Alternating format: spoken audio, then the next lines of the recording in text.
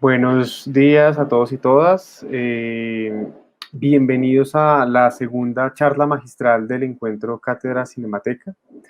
La Cátedra Cinemateca este año aborda las narrativas, resistencias y memorias del pasado reciente. Y en esta segunda charla magistral tenemos a Felipe Castelblanco, quien nos va a compartir su charla sobre el paisaje vertical, territorio, visualidad y justicia epistémica entre los Andes y la Amazonía. Felipe es un artista e investigador cuyo trabajo se sitúa en la intersección entre arte participativo y mediático. Obtuvo su FMA de Carnegie Mellon University y un pregrado de artes visuales en la Universidad Javeriana. Actualmente está culminando un doctorado en investigación desde las artes en la Academia de Arte y Diseño de Basilea en Suiza,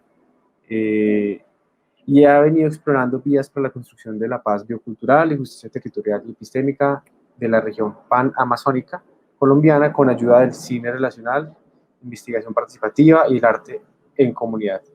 Felipe ha sido profesor e investigador invitado en la Universidad de Ohio State en Estados Unidos y en el Goldsmith University en el Reino Unido, al igual que becario en el Star Fellowship de la Real Academia de las Artes en Londres entre el 2014 y el 2017. También se ha desempeñado pues, como emisario cultural para el Departamento de Estado de los Estados Unidos. Ha sido cofundador del colectivo de medios Borderless TV, entre otras participaciones con jóvenes y colectivos de comunicaciones. Felipe, pues quiero darte la bienvenida. Muchísimas gracias por estar acá con nosotros. Bienvenido a este encuentro Cátedra Cinemateca y pues nada, aquí con mucha expectativa de escucharte hablar sobre el paisaje vertical, que es uno, y sobre el paisaje, ¿no? Sobre las violencias instaladas en los territorios y esta forma de ver el paisaje, la naturaleza, las ruinas y otras perspectivas, que es uno de los temas que hemos elegido para el encuentro este año. Entonces, bienvenido, Felipe. Muchas gracias. Hola David, muchas gracias y pues nada, un saludo para todas y todos desde donde me estén viendo. Creo que es una bonita oportunidad poder hacer esta charla, pues yo la veo que virtual es la manera estos días, pero sé que estas palabras también llegan. Para mí es un gran honor poder compartir este trabajo que realmente, digamos que esta charla se estructura en torno a una experiencia que hemos desarrollado yo como artista y gestor, pero con una cantidad de colaboradores y colaboradoras, como digo en el título, de la región entre los Andes y la Amazonía. Así que compartir para mí esta memoria, realmente, esta experiencia, obviamente nos invita a hablar, pensar en memoria, resistencia y narrativas del pasado reciente, como está el título.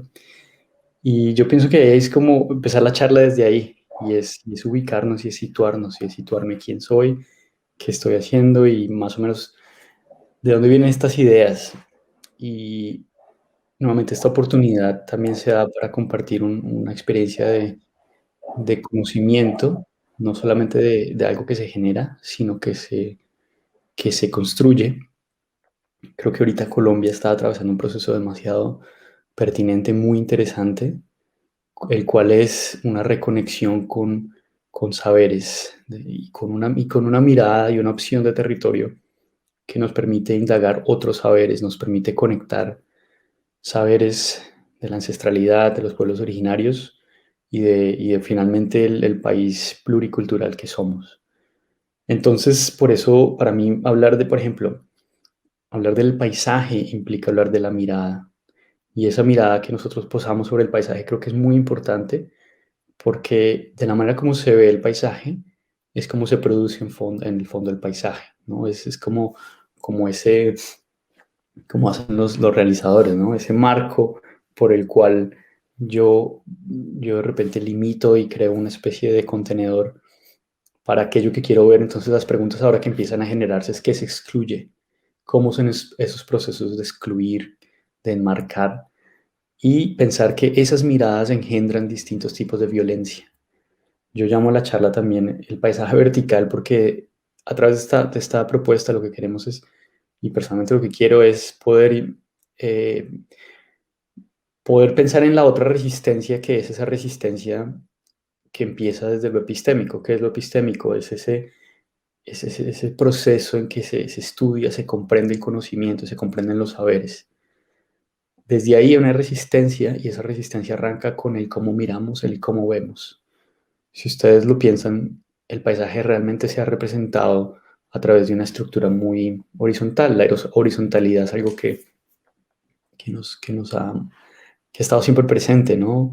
Pensamos en la línea de horizonte, la línea que divide el cielo del suelo, la línea que de repente genera la división entre lo celestial, lo divino, lo terrenal, lo complejo, lo malvado.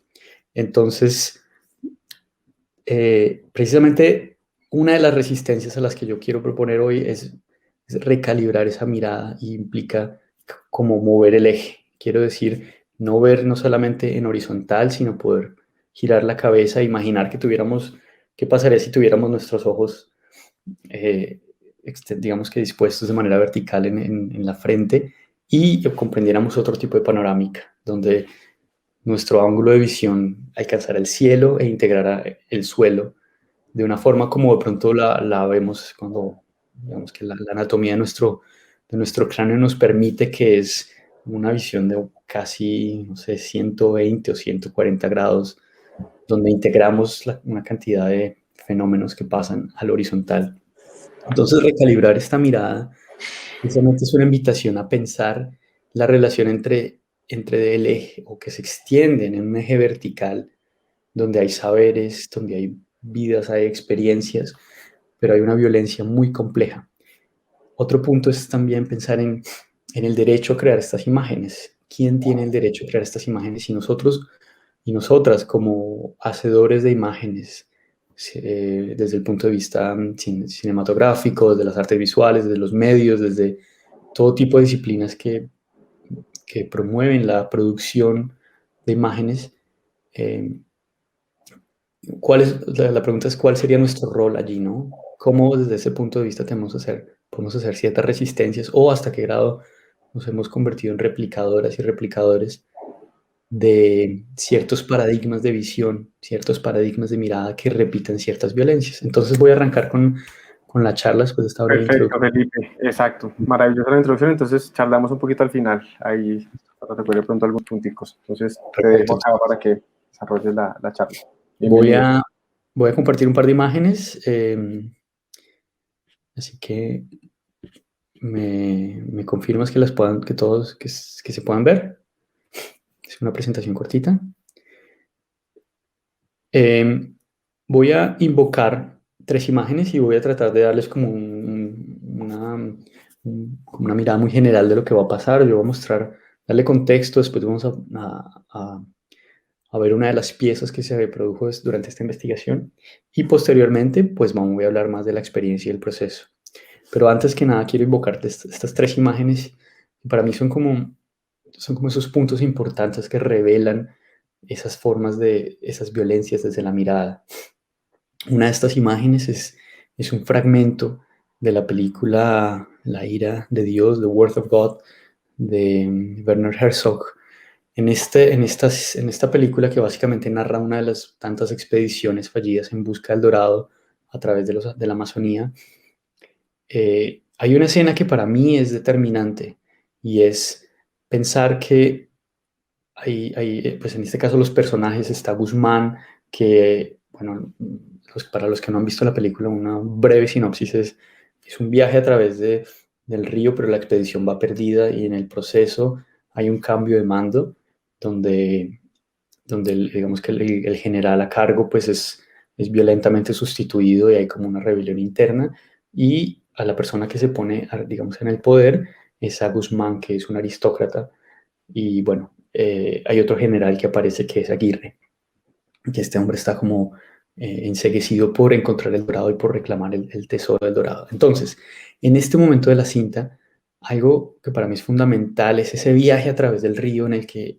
el grupo de bandidos, digo yo, los expedicionarios, van completamente perdidos, y sin embargo, este autoproclamado líder y emperador, o sea, él se ha proclamado emperador, que es Guzmán, el hombre que está escribiendo, él se ha proclamado emperador del nuevo reino del Dorado, o el imperio del Dorado que va a fundar en este viaje. A través de escribir empieza a reclamar todo aquello que ve y a documentarlo, diciendo, todo aquello que mis ojos ven es mío. Este es el proceso en que realmente empieza ese eje colonial a apropiarse de estos territorios y es empezar a pensar, como lo sabemos en Colombia, que en tiempo atrás se hablaba de que entre dos puntos una persona se paraba y decía, hasta donde puedo ver es mi territorio. Es pensar que la mirada se convirtió como de repente en un elemento que encierra el territorio, que limita hasta donde puedo ver, y eso implica crear una especie como de cerca casi conceptual que genera esa noción de territorio. Entonces, otro punto importante, y es cuando hablamos de territorio, realmente a qué nos referimos. Yo escucho la palabra territorio en Colombia, es tal vez uno de los países donde más suena, porque el Estado colombiano habla de la protección del territorio, las comunidades hablan del derecho de la defensa del territorio, las juventudes hablan de poder crear y existir y de marcar sus propios territorios desde las varias identidades, etcétera. Entonces, cuando se habla de territorio aquí, yo quería imponer o invocar esta otra imagen que es el presidente John F. Kennedy durante un discurso que da en los Estados Unidos, el Congreso de los Estados Unidos, en 1961, donde hay muchos puntos. Este es el discurso anual que se da en el State of the Union, pero uno de estos puntos es una petición, la cual pues voy a traducir y voy a leer. Dice, en cuarto lugar, pido 75 millones de dólares adicionales, de los cuales 53 millones de dólares son para la oficina meteorológica. Nos ayudará a darnos lo antes posible un sistema de satélite para la observación meteorológica mundial. Entonces, este es otro punto y es que empieza como un hito, eso es un cambio también en esa mirada en la medida en que accedemos a otras altitudes, a ver desde otras altitudes.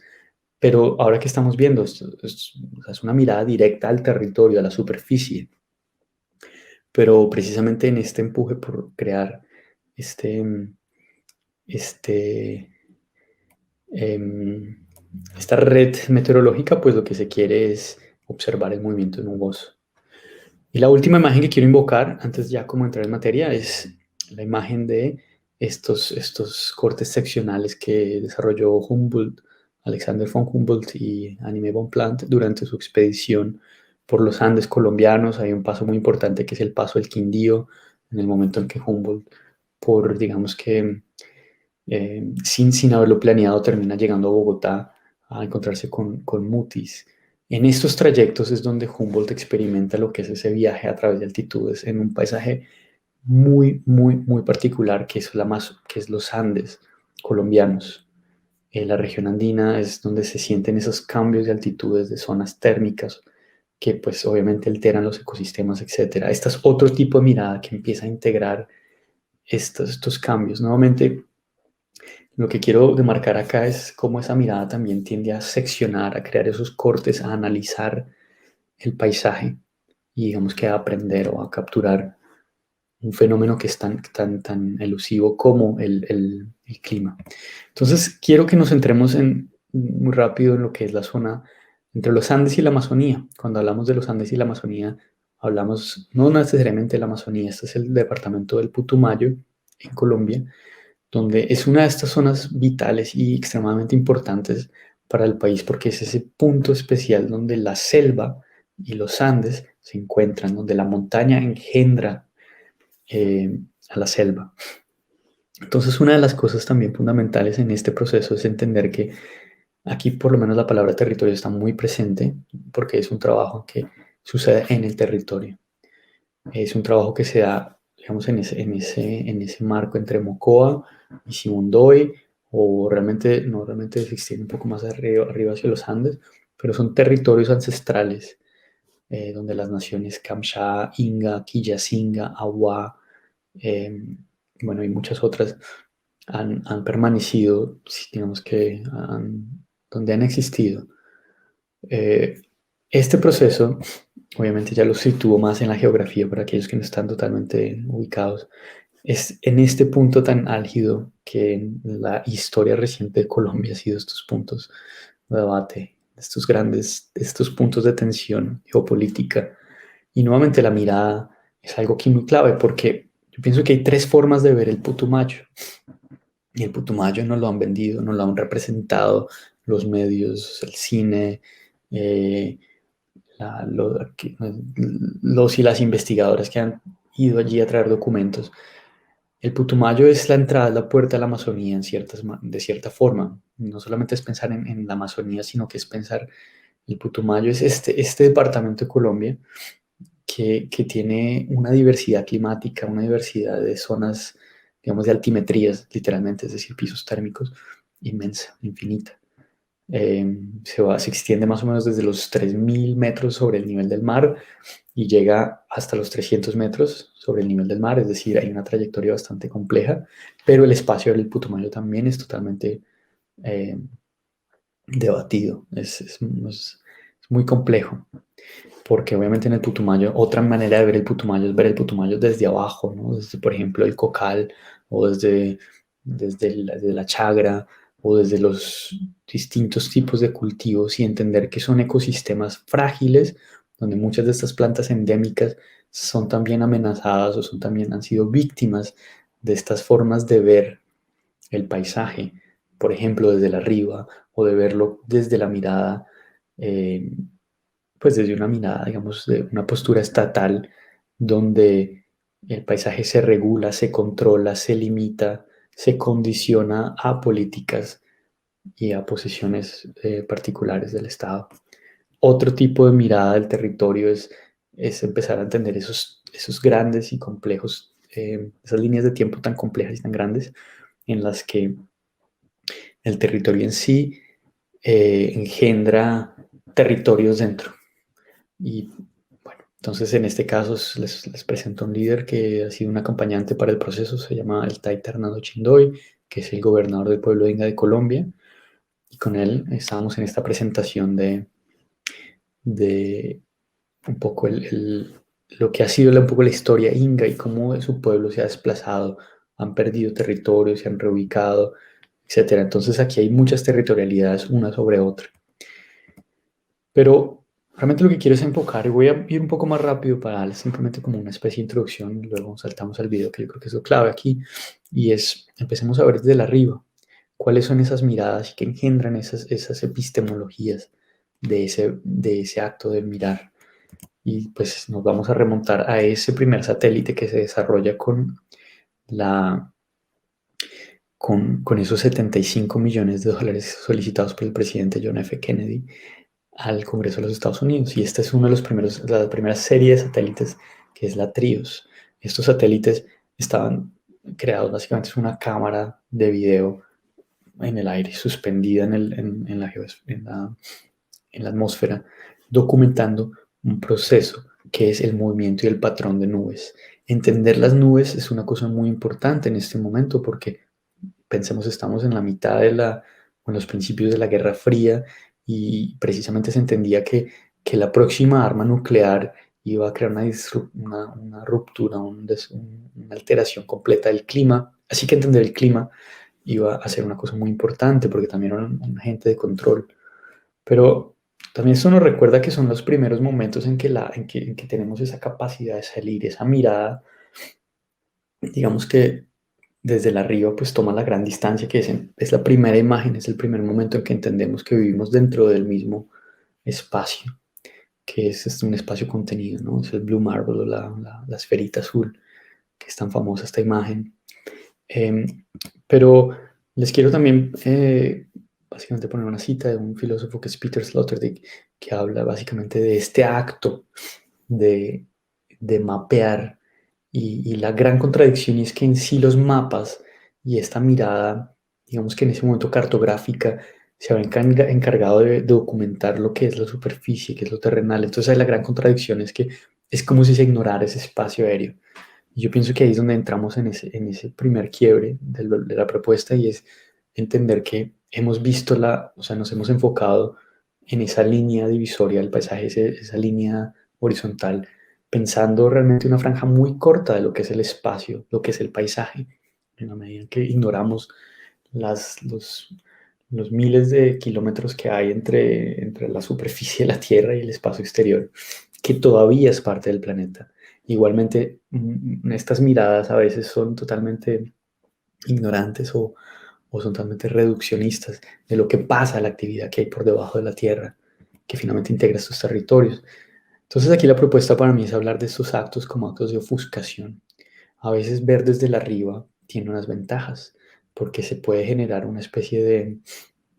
Es una especie de control, es una posición privilegiada que permite controlar desde la arriba, ofrecer, limitar el conocimiento, ofrecer una versión del territorio, del paisaje visto desde arriba. En este caso les presento una imagen que para mí es muy diciente porque se supone que tenemos una gran cantidad de datos y de imágenes satelitales y hoy en día muchas producciones audiovisuales usan todo este tipo de herramientas. Y a pesar de que hay satélites que son capaces de ver a través de las nubes, hoy en día hay secciones específicamente en el territorio colombiano donde las nubes aparecen de una forma muy sospechosa, ofuscando, escondiendo secciones del territorio donde hoy en día hay una gran complejidad de fenómenos pasando todos juntos, desde exploración petrolera, minería, cultivos de coca, luchas, disputas territoriales entre comunidades, etcétera, etcétera. Entonces, esto es uno de los puntos importantes porque la gran pregunta es realmente qué representan estas imágenes. ¿Representan el paisaje? ¿Qué representan estas formas de ver desde la arriba, por ejemplo? ¿Representan un paisaje visto desde, como lo llamamos, desde como bird's eye view, como un abuelo de pájaro?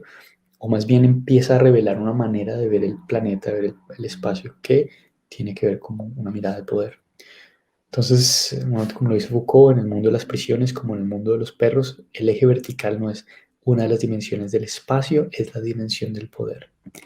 Y esto es algo que para mí es muy importante, porque es pensar que, aunque tenemos un gran acceso a todo este tipo de imágenes satelitales, GPS, etcétera, a pesar de que vemos y tenemos la capacidad de ver desde la arriba, estos datos, muchos de estos datos no son públicos y se genera como una especie de ceguera o un enceguecimiento, porque así como podemos acceder a ciertas miradas de arriba, realmente las imágenes con más alta resolución, con más, digamos, que nos permiten realmente ver como al milímetro, están reservadas para quienes pueden pagar, para las bases de datos, etcétera. Entonces es como jugar dos juegos y aquí realmente eso es lo importante y es pensar que porque vemos más, al mismo tiempo nos enceguecemos en la medida en que estas resoluciones no son capaces de expresar, ni siquiera son democráticas y no permiten realmente entender la complejidad del territorio, digamos que al grado que ellas ofrecen, ¿no? Entonces, este, por ejemplo, es un mapa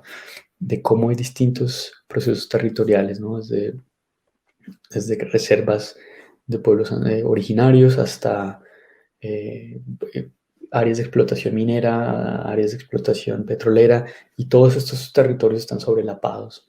Pero, por ejemplo, eso es algo que un satélite no sería capaz de representar, ni mucho menos sería capaz de representar ya en la Tierra lo que son los, eh, pues los instrumentos, por ejemplo, para medición, para tomar muestras meteorológicas. Entonces, digamos que hay un punto muy importante aquí.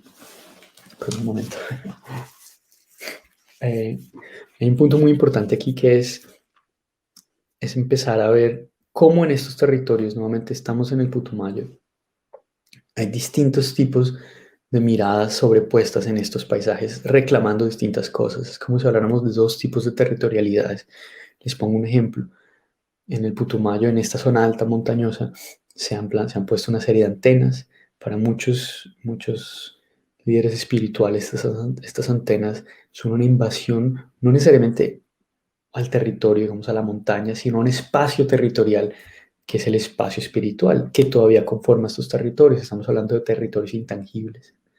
Entonces, por eso mismo, digamos que llegamos a un punto claro aquí en la charla que es como pensar estos espacios nuevamente eh, como entramados que se están extendiendo a través de capas espaciales una sobre otra.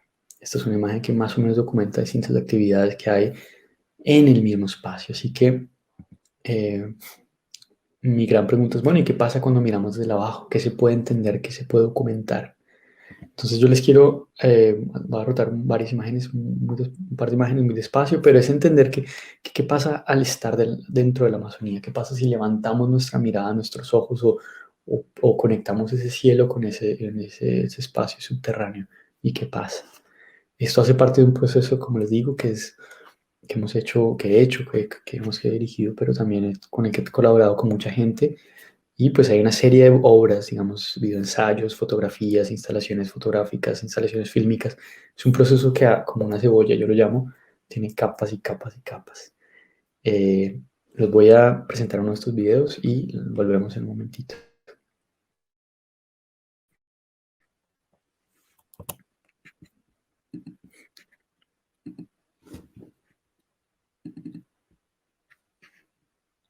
Stop share screen.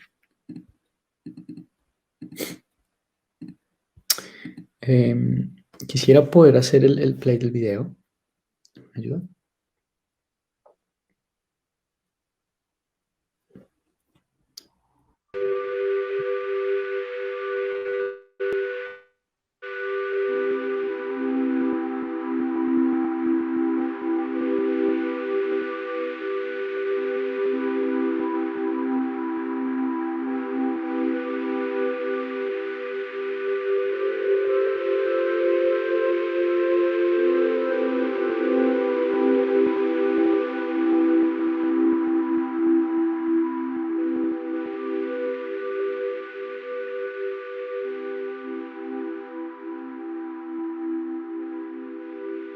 ¿Qué ven las nubes cuando nos miran desde el cielo? ¿Qué piensan al verse reflejadas en la tierra?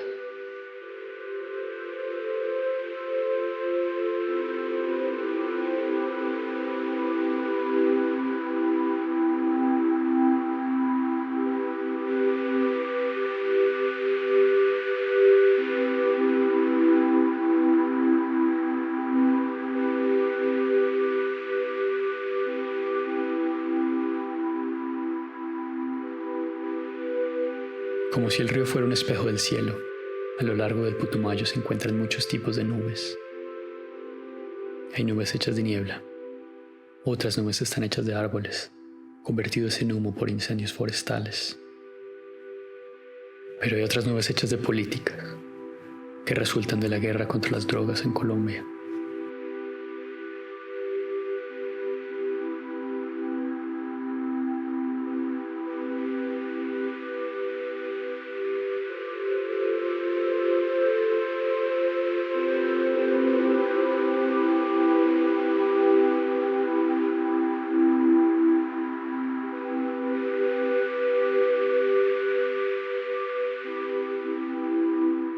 Nos embarcamos en un viaje a través de un gran territorio conectado por un río, el cual fluye desde las montañas andinas hasta las selvas de la Baja Amazonía. Este río es una de las serpientes más grandes que viven en el Amazonas, conectando territorios y ecosistemas vitales en peligro de exterminio.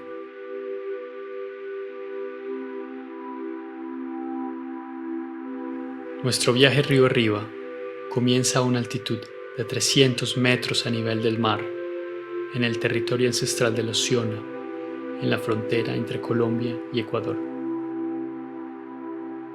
En medio de la guerra contra las drogas en Colombia, la minería excesiva y el fallido proceso de paz, las naciones indígenas luchan por preservar los entornos conectados a través de este cuerpo hídrico.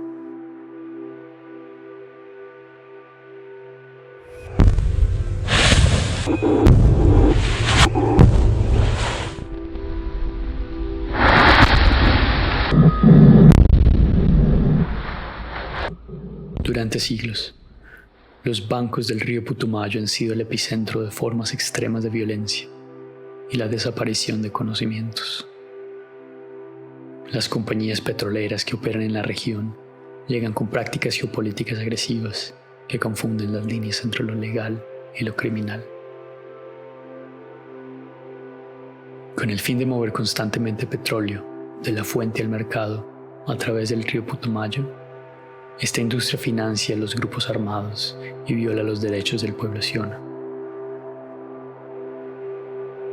Mientras que las compañías petroleras construyen tuberías subterráneas que cruzan el río, el pueblo Siona elabora las medicinas sagradas que dan fuerza espiritual a valientes protectores de la tierra en sus territorios y en las tierras altas. Aún hoy, las comunidades ancestrales gobiernan sus vidas con y mediante la naturaleza.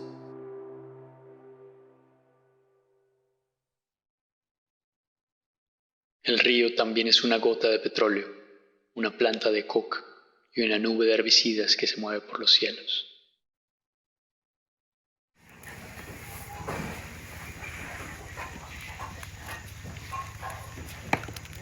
Es que la afectación, como les decía, de las tierras, el aire, la naturaleza, todo es por las máquinas, porque esas avionetas venían a fumigar, pero nosotros no nos gusta sembrar la coca, como decir. Entonces, pero otros vecinos por ahí, pues siempre ellos les gusta, entonces vienen a fumigar y eso todo viene a cubrir a nosotros también. Eso afecta todo el medio ambiente, toda la naturaleza, todo eso es porque uno vive de la naturaleza.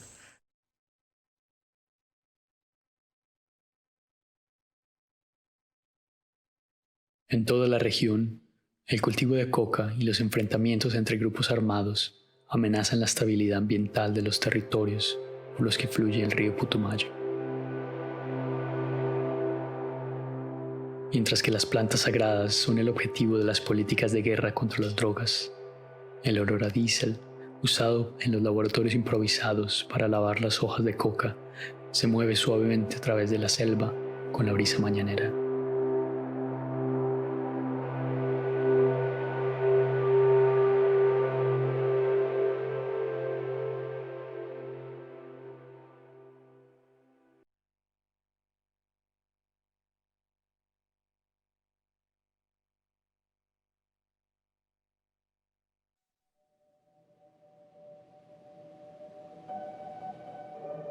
Pozos de petróleo, tuberías, laboratorios de cocaína, pesticidas que caen del cielo.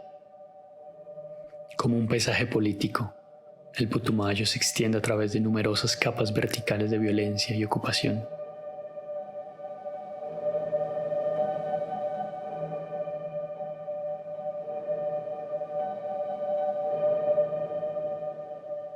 El río Putumayo es también un río volador.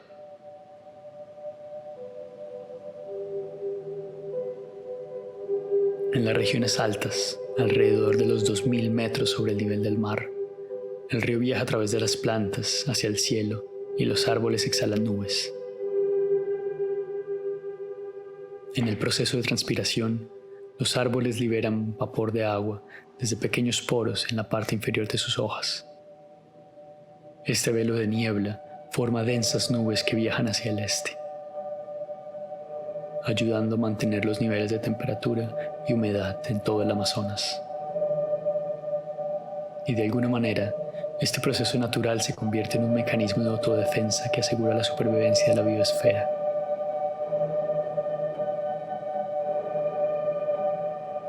Desde lo alto, las nubes se convierten en un obstáculo que esconde los bosques. Las nubes proyectan sombras irregulares en la Tierra, haciendo que algunos satélites las confundan con lagos, enormes agujeros o bosques impenetrables. Todavía hoy, no todos los satélites tienen los instrumentos necesarios para ver a través de nubes espesas, por lo que éstas se convierten en escudos naturales para el Amazonas contra esta vigilancia permanente. Es por eso que partes del Putumayo permanecen invisibles a las tecnologías que inspeccionan la tierra desde los cielos en busca de minerales, campos de coca y diversas formas de resistencia política. En el suelo, las comunidades indígenas entienden el territorio no solo como tierra, sino como un cuerpo y una red de vida que se adentra en lo profundo de la tierra y llega hasta lo alto de los cielos. Durante muchas décadas, las naciones Inga y Kamsha están luchando para reclamar sus territorios, ahora fracturados y en manos de colonos. Movidos por principios ancestrales, estas comunidades también luchan para proteger vastas áreas de bosques de niebla y selva tropical, amenazadas por proyectos mineros y agricultura insostenible. En los próximos años se construirá una hidroeléctrica en esta sección del río Putumayo, alterando el flujo del agua y vida que viaja a través de los Andes hasta la Baja Amazonía. Por esta razón, las comunidades se reúnen aquí para protestar y detener momentáneamente el flujo del tráfico, el comercio y la velocidad de la que tanto dependen las industrias extractivas. Su demanda es que nosotros reconozcamos sus formas de pensar, sentir, ver y gobernar sus territorios ancestrales. Su lucha es, una vez más, lograr la autonomía colectiva y defender los derechos de la naturaleza.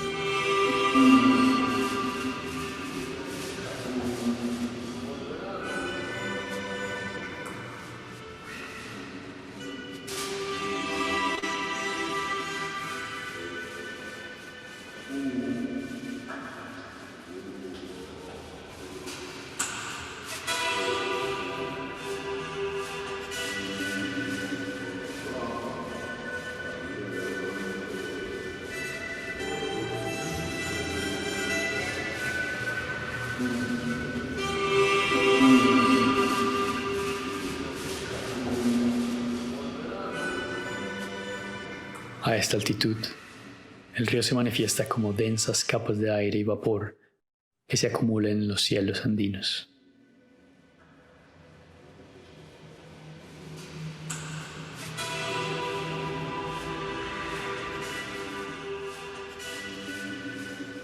Nuestro viaje termina a una altitud de 3.000 metros por encima del nivel del mar, en el páramo andino que rodea la laguna de La Cocha.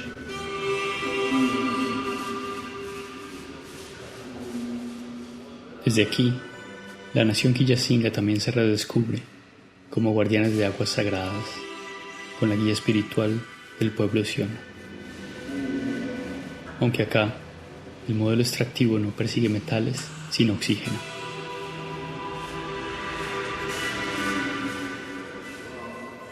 A mediados del siglo XX, se introdujo la trucha arcoíris a la laguna, liberando cientos de peces desde el aire. Hoy, grandes cultivos de trucha generan residuos que contaminan las aguas y sedimentos que poco a poco secan la laguna.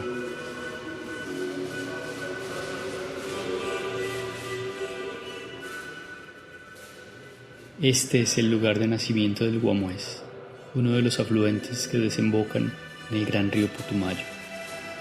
Desde los páramos que rodean la laguna, plantas únicas cada día absorben agua del aire y durante la noche inundan la tierra. De sus hojas caen gotas de agua que forman pantanos, arroyos, un lago y luego un río que en la oscuridad se convierte en la gran serpiente. Así, una vez más, las nubes del Putumayo inundan el paisaje y esconden estos territorios sagrados a la mirada extranjera. Las nubes nos recuerdan que a veces no podemos saber o consumirlo todo.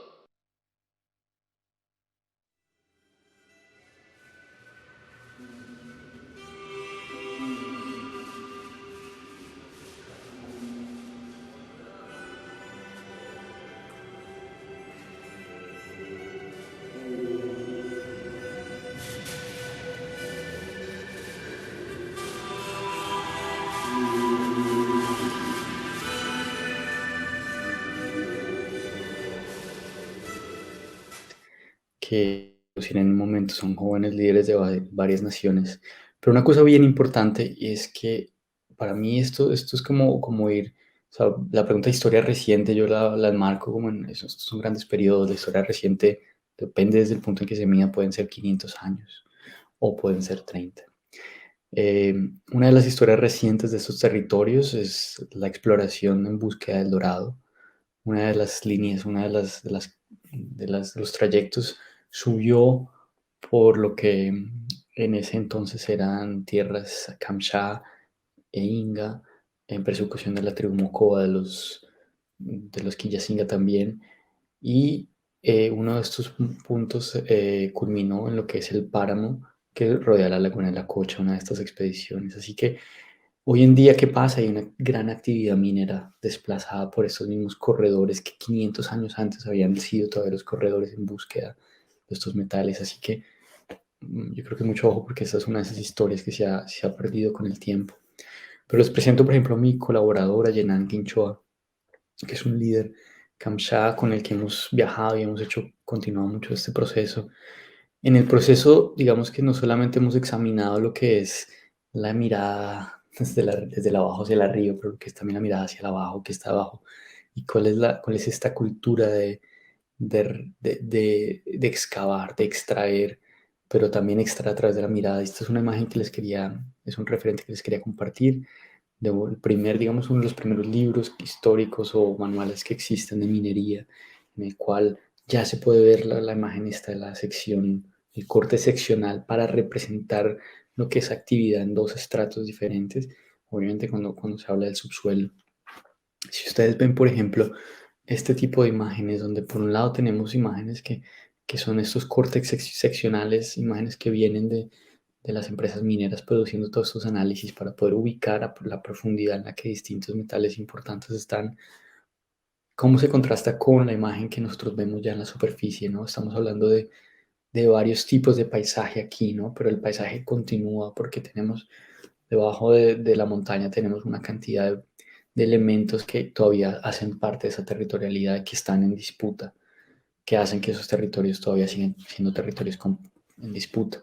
Otro ejemplo es, si ustedes recuerdan la tragedia de Mocoa, donde hubo esta gran avalancha, pues es también pensar qué procesos se han dado en estas regiones. Se han hecho exploraciones mineras en montañas, en áreas frágiles, desde los años 70, financiadas por las Naciones Unidas, actos muy responsables que eventualmente culminan en lo que muchas personas predecían que era la tragedia de Mocoa, porque se han fracturado estos suelos tan inestables, la montaña muy rápido, como se ve en el video, baja de más o menos 3.000 metros a 300 metros. Estos son unas pendientes muy complejas. Así que bueno, es lo que yo más o menos les estoy presentando aquí. Son las complejidades que hacen de estos territorios un entramado político, donde la mirada, el cómo la representamos, el qué documentamos, el qué recordamos, el cómo construimos estas memorias, tiene mucho, mucho, mucho que ver. Hoy en día la actividad, digamos, de estos suelos, pues es totalmente, se debate entre lo minero, entre la explotación, que yo llamo extractiva, que es la coca también, como una minería, se le quiere extraer su alcaloide a la planta, como se le quiere extraer el petróleo a la tierra. Entonces estas miradas extractivas son de mucho cuidado porque se continúan perpetuando. Este es un corte seccional que yo hice una vez en mi estudio, como entender que si uno también puede hacer un mapeo de estos procesos y mirarlos a distintos niveles. Esto fue material que estaba recogiendo para la producción de este video de Río Arriba. Pero bueno, en fin, digamos que quiero culminar con lo que es el proceso en sí, que es este ejercicio de no solamente basarnos en estas herramientas, en las cámaras, en los medios, etcétera, para enfocar y poder destilar casi que sí, partir en mil pedacitos las problemáticas, sino que también es desenfocar la mirada y poder entender y relacionarnos con esos territorios intangibles para los cuales no hay cámara que los pueda capturar, no hay sensor, no hay satélite que realmente nos dé la precisión, una imagen completa de lo que son estas territorialidades. Entonces, para ese proceso arrancamos un ejercicio junto con Camilo Pachón, un artista bogotano y ambulante más allá, que es un programa de formación en nuevos medios. y la Organización Ambulante Colombia, con apoyo de amigos como Lidia Zimmerman, Hannah Martin. Pues esto fue un proyecto complejo en el que creamos un colectivo de medios, el que básicamente nos enfocamos en primero encontrar, junto con la mano del Taita Hernando Chindoy, jóvenes de las regiones, de las distintas naciones de de la región panamazónica, es decir, entre los Andes y la Amazonía, para poder generar un proceso de formación en torno a la creación audiovisual.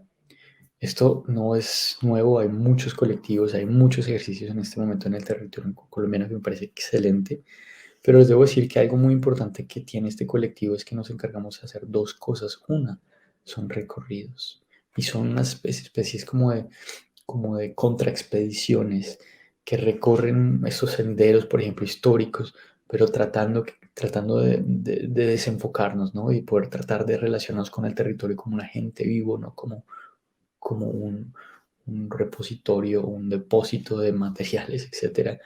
Entonces es como llegar a andar por esos territorios como con otro paradigma de la mirada, ¿sí? Entendiendo muy bien esa relación entre la verticalidad, el abajo y el arriba, pero también pensar en que estos territorios son moleculares, ¿sí? En ese proceso hemos producido dos documentales por lo menos, videoensayos y un tercer documental que yo co-dirigí con la cineasta suizo-catalana Lidia Zimmerman, en el que el proceso básicamente con Ñambi Rimay, que es el nombre del colectivo, que es el primer colectivo panamazónico, es decir, agrupa miembros de distintas regiones del Putumayo que en sí mismos pertenecen a otros colectivos. En este caso, realmente lo que queremos es generar un equipo internacional, es decir, de varias naciones de la región, de varias naciones ancestrales o pueblos originarios de la región, para poder, eh, para poder sí, generar una especie de equipo de trabajo que es multilingüe, que tiene pues distintas prioridades. Entonces, Ñambi Rimay es el nombre de este colectivo, se estableció en el 2019 con ayuda y fue un mandato del gobierno inga a través del Taita Hernando Chindoy. Y bueno, realmente les digo, con este proceso, ya casi como para cerrar, hemos producido, por ejemplo, este documental que se llama Yenan, Territorios de Agua, donde realmente esta contraexpedición que vamos desde el Bajo Putumayo hacia el Alto Putumayo, hacia los páramos, es en busca de la historia del agua, que está muy conectada a esa historia extractiva del Dorado. Entonces, en este proceso viajamos con los chicos, los jóvenes que hacen miembros del colectivo, son tanto partícipes como actores, son realizadores, eh, como actores también. Entonces, en este caso lo que hacemos es a lo que me refiero como cine relacional, y es empezar a desdoblar el proceso y mostrarlo. En ese proceso por lo menos también nos inventamos un rito. Muchos de estos jóvenes ya no hablan su lengua, se han desconectado de procesos, eh, pues digamos que desde su ancestralidad tienen una herencia cortada, son este eslabón que es muy frágil en la medida en que son el eslabón entre los abuelitos, los mayores que hablan sus lenguas, y los chiquitos y digamos que, digamos que el grupo más infantil que no conocen la lengua. Entonces, en este caso se ha vuelto como una manera de reactivar un diálogo, un proceso y un rito con el territorio. A ver si el tiempo me da, no creo, pero entonces voy a saltar por un par de imágenes en el que básicamente en este acto de crear estos ritos la pregunta ha sido cómo dialogamos con el territorio también como un medio. El territorio se expresa, tiene sus propias digamos que maneras todos los recursos biológicos en conjunto tiene sus propias maneras de expresarse, por ejemplo, el tema de la nubosidad, de que en este momento, durante esta filmación, estamos rodeados de nubes y de repente se abrieron, etc. Es empezar a pensar que estos procesos de reconstrucción de memoria, estos procesos de reconstrucción de diálogo, son con la tierra misma, ¿no? No podemos hablar por los frailejones, pero podemos dialogar con ellos. Pero también la pregunta es cómo los procesos, digamos, de audiovisuales son como un evento, son un performance, son un momento para poder crear estas puertas de diálogo. Entonces, bueno, estas imágenes y este proceso ha surgido una serie de exposiciones, como lo he dicho, hemos hecho exposiciones en Suiza por ahora, en Alemania, etcétera, pues especialmente quisimos poder tener más exposiciones en Colombia, pero la pandemia, etcétera, mil factores lo han hecho imposible. Sin embargo, esto también es un punto en que o sea, no queremos solamente compartir este proceso interno en Colombia, sino usar esto como una puerta de diálogo. Por ejemplo, tenemos una bonita noticia, es que esta contraexpedición es también internacional y en el mes de septiembre finalmente podremos tener miembros del colectivo que nos van a acompañar aquí en Suiza durante una presentación de estas, porque aquí el experimento realmente es poder hacer una especie de, pues, o sea, es utilizar los medios también como un elemento que permita la gobernanza, que apoye y, digamos, empuje procesos territoriales que existen. También es como pensar en los medios como una especie de un motor de me acabo de dar cuenta que no está compartiendo imágenes, no puede ser. Bueno, es como un motor pues bueno, ya digamos de sí, un generador de procesos. Entonces quiero cerrar acá y no sé si ustedes quieren compartir preguntas, estamos sobre los 54 minutos, ¿no? Felipe, no, pues muchas gracias por esta conversación. El video y tu trabajo, pues digamos, y tu obra muy interesante alrededor del paisaje. Yo quería como hacerte una pregunta, pues, digamos, muy general, a partir de todo lo que nos compartes, y es esta mirada, no sé cómo llamarla, inter, multi, transdisciplinar.